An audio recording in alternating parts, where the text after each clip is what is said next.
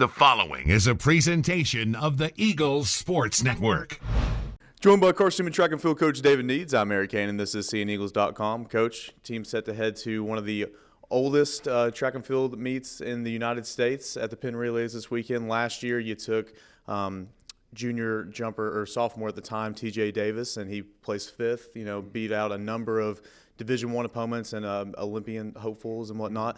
What does he need to do this year to go around to get back to that fifth place plateau, or maybe get a better result? Well, this is one of the biggest and best. I mean, if you go to the Penn Relays, you go to the Penn Relays with the idea that it is one of the premier competitions in the United States in all of track and field. So if you're going to be like somebody like TJ Davis, who's going to go and hopefully repeat what he did, he's going to have to bring his very best. It may be in the rain. It may be with a wind. I mean, it's a U of a stadium, so there could be a swirl of the wind, and you can't be a person that lets the conditions control them. You got to be a person that says no matter what the conditions are, I'm going to go after it. Joining Davis will be Tanner Stepp, Kevin Sneed, Tiana Mills, and Tim Eady, that's right. So having some company this go around. Sneed is putting forth a fantastic outdoor season, coming off the Jesse Owens meet where he improved on both his 100 and 200 meter marks. What can a meet to this magnitude do for him, seeing the competition that he's going to be there? What do you expect from Sneed this weekend? Well, I think that one of the things with Kevin and with all of them is that they tend to get better when they compete against great people. This is a who's who, an important who's who of track and field. It's a great experience. It's Division I's, like you said, Olympic hopefuls. This is the real deal. Kevin has excelled in that format this year. Whenever he's had a chance to run against the best, he runs his best times.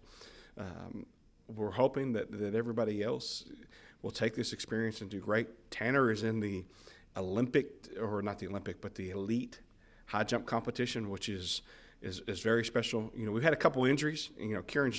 Kieran got hurt, but we had two people accepted into the 100.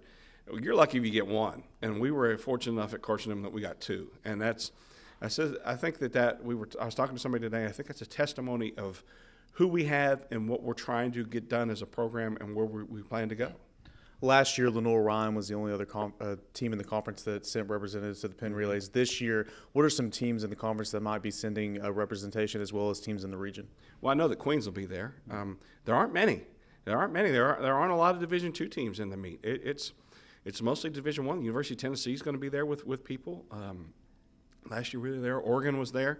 If you know anything about track, you know that they're kind of they're one of those teams that's the gold standard. There's a lot of great Division I opponents, a lot of SEC schools, a lot of ACC schools, and then just all over the United States, the very best and brightest, and then the world's best. There's a 4x1 USA versus the world. There's Olympic athletes that will be there. There's people. What makes the Penn Relay special is it has everything from middle school all the way up to people that are 70 plus competing in different events, and that's why they call it the Carnival. Well, thanks and best of luck this weekend. Thank you. He is Carson-Newman track and field coach David Needs. I'm Eric Cain, and this is seeandeagles.com.